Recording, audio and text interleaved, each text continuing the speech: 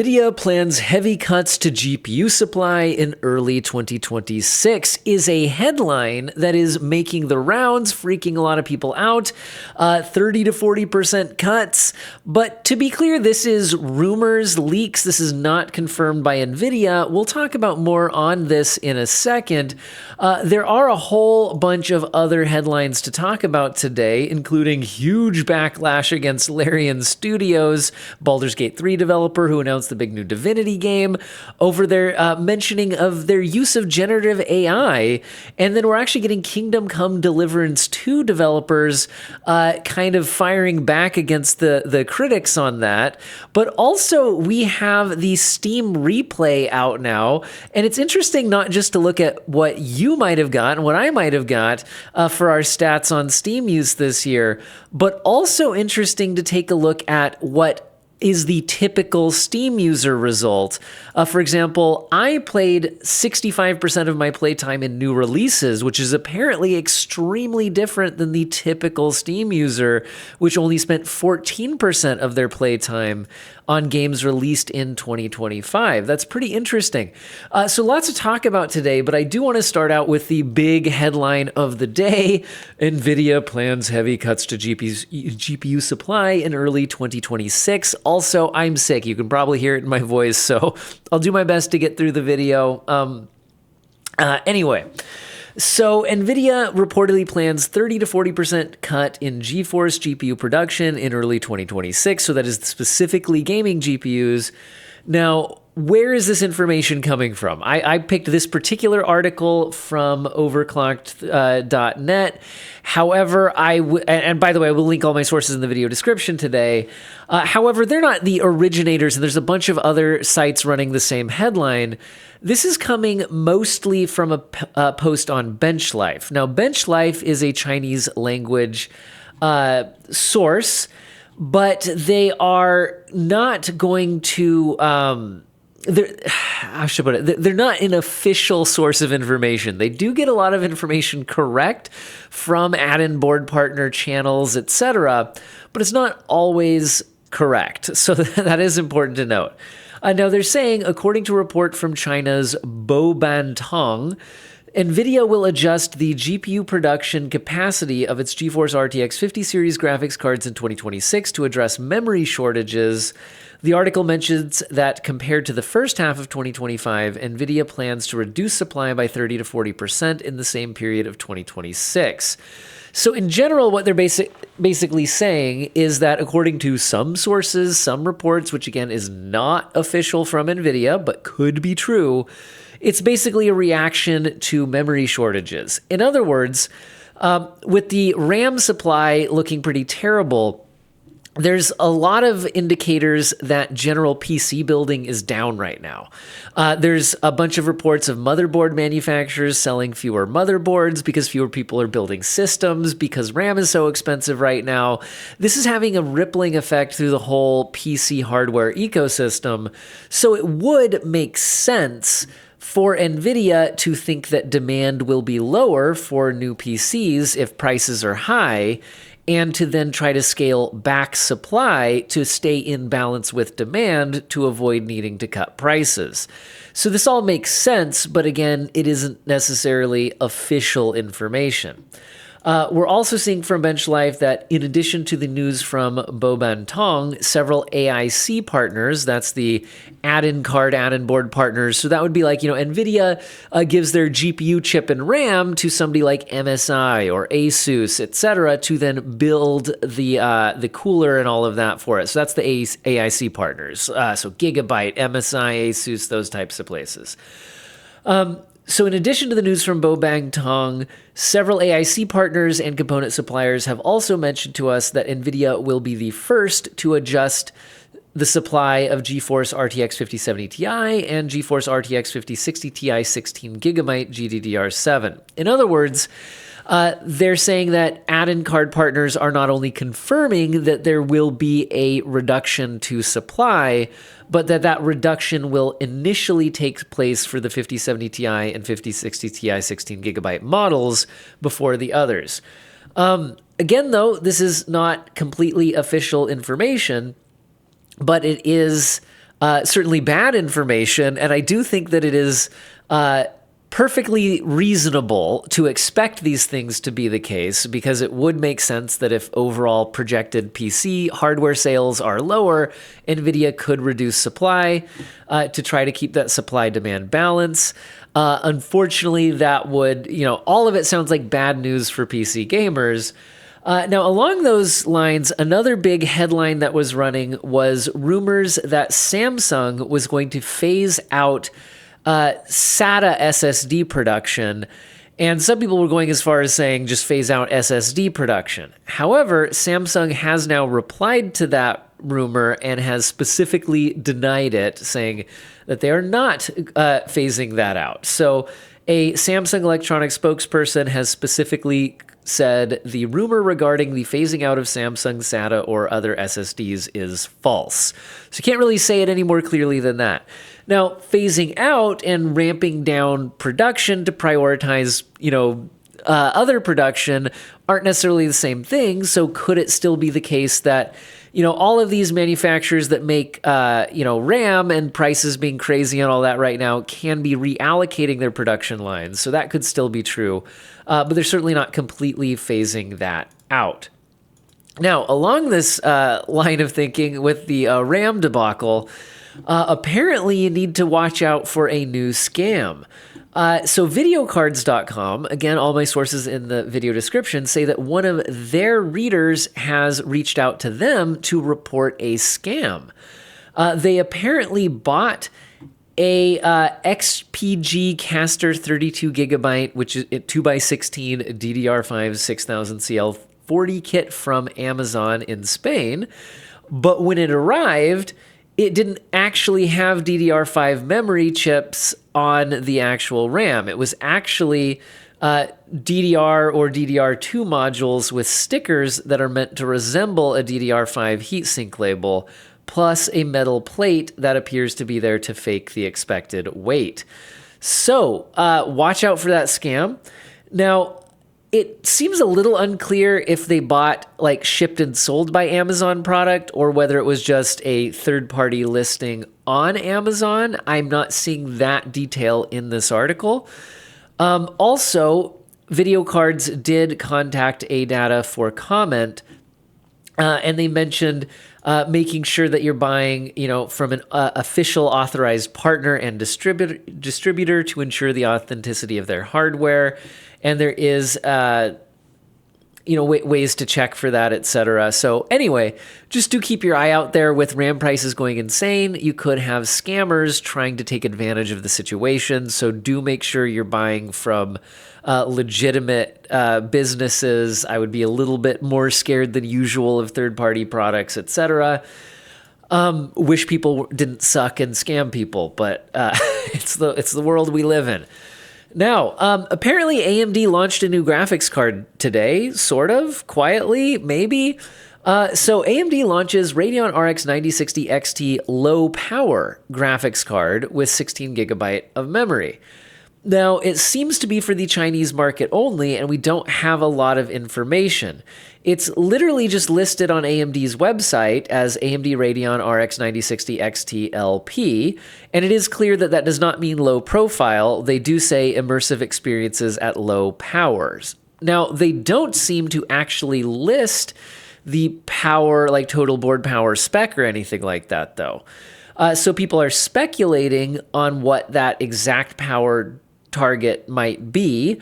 There seems to be some Chinese language article at IT Home saying that it's 140 watts, but it's unclear if that's official information from AMD or not.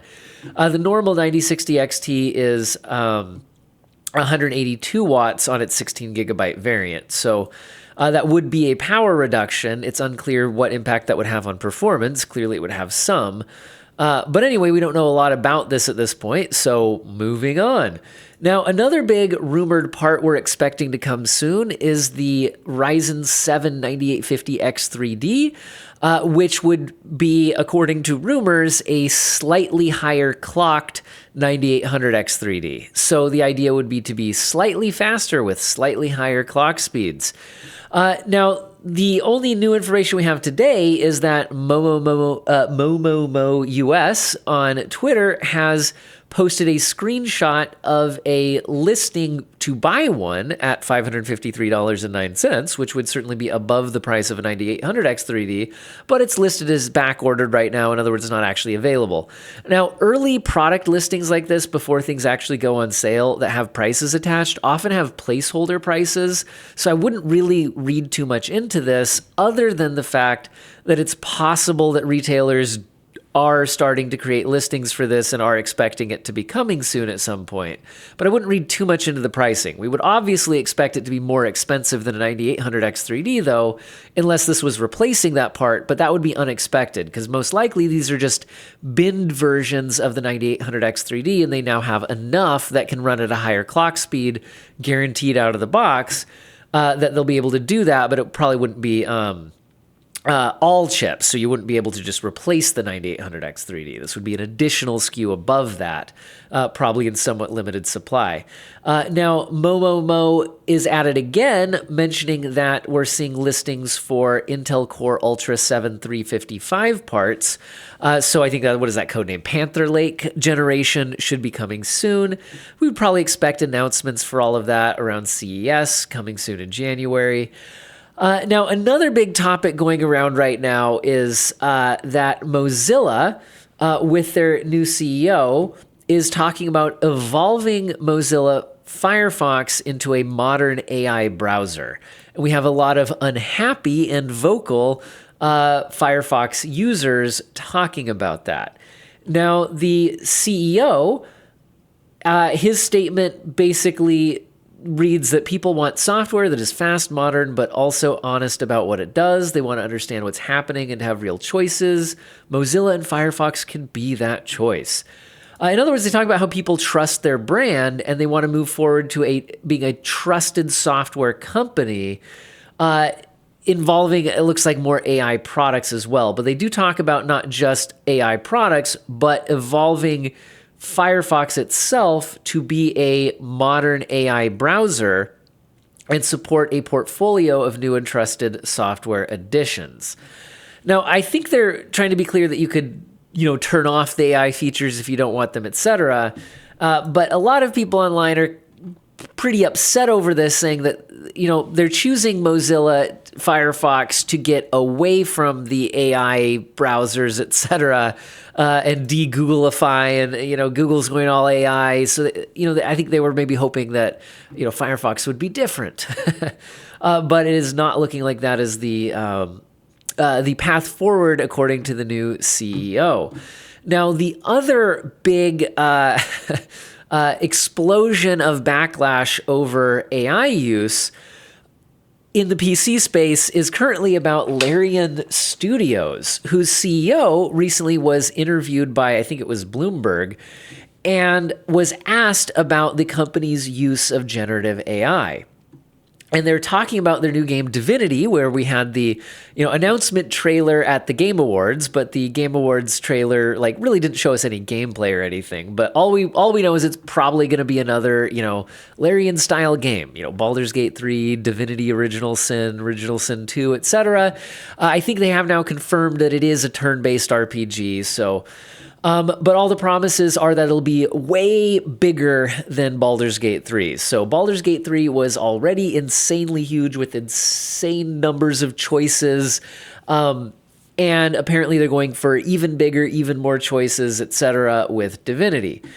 But they are using generative AI in the development process. And a lot of people have been giving tons of backlash over that. And Larian Studios CEO, Sven, seemed to be a bit taken aback by that, and has given a statement trying to clarify what their generative AI use is, saying, "We've been continuously increasing our pool of concept artists, writers, and storytellers. are actively putting together writer rooms, casting and recording performances from actors, and hiring translators. Since concept art is being called out explicitly, we have 23 concept artists and have job openings for more. These artists are creating concept art day in, day out for ideation and production use. Everything we do is incremental and aimed at having people spend more time creating. Any machine learning tool used well is additive to a creative team or individual's workflow, not a replacement of their skill or craft. We are researching and understanding the cutting edge of ML as a tool set for creatives to use and see how it can make their day-to-day lives easier, which will let us make better games. We are neither releasing a game with any AI components, nor are we looking at trimming down teams to replace them with AI. While I understand it's a subject that invokes a lot of emotion, it's something we are constantly discussing internally through the lens of making everyone's working day better, not worse. So they're talking about basically the fact that they're, at least according to the CEO, not replacing people with AI, and you won't have generative AI, stuff generated by AI in the game. They're talking about trying to use it to help people's workflows go smoother. When you're generating a PowerPoint presentation, you could fill out some of the details with AI. When you're coming up with a lot of different ideas, you can brainstorm with AI, etc. But they're trying to say that they're not going to replace voice actors with AI or replace actual artists with AI, etc. Now, there's a lot of big feelings on this. You can certainly see that there are a lot of people who are still very critical of this and are still not happy with that answer. Now, that being said, there are other game developers that are also highly regarded game developers coming out in defense of that and saying that realistically, this is what all game developers are doing now. It's just the way it works, and that Larian is just saying that they're doing something that everybody else is doing, and got a crazy storm of negative feedback. This is the Kingdom Come Deliverance 2 dev kind of firing back in defense of Larian. And again, Kingdom Come Deliverance 2, another big game, highly regarded. People seem to be fans of the developers. And they're saying that this AI hysteria is the same as when people were smashing steam engines in the 19th century. Larian said they were doing something that absolutely everyone else is doing and got an insanely crazy storm. I've seen someone accuse us of using AI in Kingdom Come Deliverance 2. I don't know anything about it, except that I used Topaz Labs to upscale some of the AI elements from Kingdom Come Deliverance 1 and some of the old low-res textures. I'm no fan of AI-generated art, but anyway, it's time to face reality. AI is here to stay with us. As frightening as it may be, that is the way it is. Saying, if AI can help me make an epic game in a year with a smaller team like in the old days, I'm all for it. That game will still have an art director, writers, programmers, graphic designers, but they won't have to do the tiresome and boring tasks. They'll have to focus on the essentials. I have ideas for lots of games, but I'm 50 years old, and so far it's taken me 7 years on average to make one game. If AI helps me realize those ideas faster, I'm all for it. Now, he said more, but those are kind of the juiciest quotes. But in general, I just kind of want to bring this to you guys, and maybe you can sound off in the comment section. Thoughts on game developers using AI, and at what level and for what sorts of tasks? Because whether you like it or not, I do think the Kingdom Come Deliverance 2 developer is correct when he just says that everybody's doing that. Like, realistically, I think that a lot of companies, most companies, are trying to find out where AI can be used to streamline their workflow. I would hope that we don't get, AI slop games that are entirely AI, like all the art in the game is AI, etc. But is there a place for developers to try to use it in a more maybe responsible way?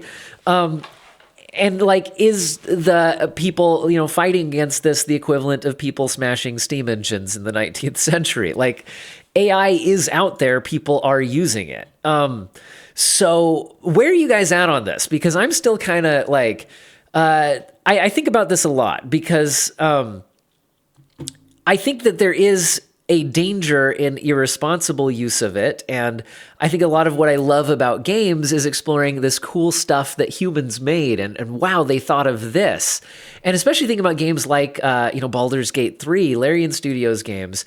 Some of what's so impressive is, how humans really thought through all of the different ways I could respond to this situation and go for it. And, if humans are still driving the process, but like a placeholder, texture was created by AI, and while they were developing the game, and then a human went through and made a good texture before the game was released.